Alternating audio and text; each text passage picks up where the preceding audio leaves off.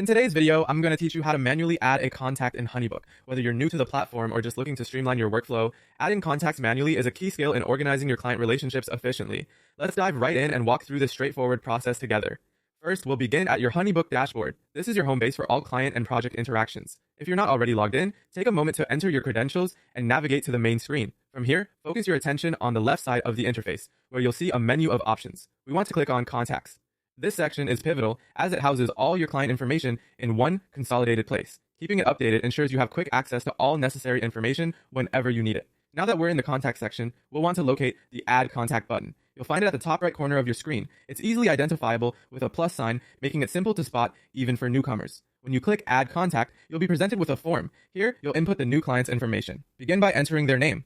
Accuracy is key here, as this will be the main identifier in your records. Next, fill in their email address. This is critical for ensuring seamless communication and delivery of any digital communications you plan to send. Following the email, add their phone number. This will give you an additional way to reach out, providing flexibility in how you communicate with your clients.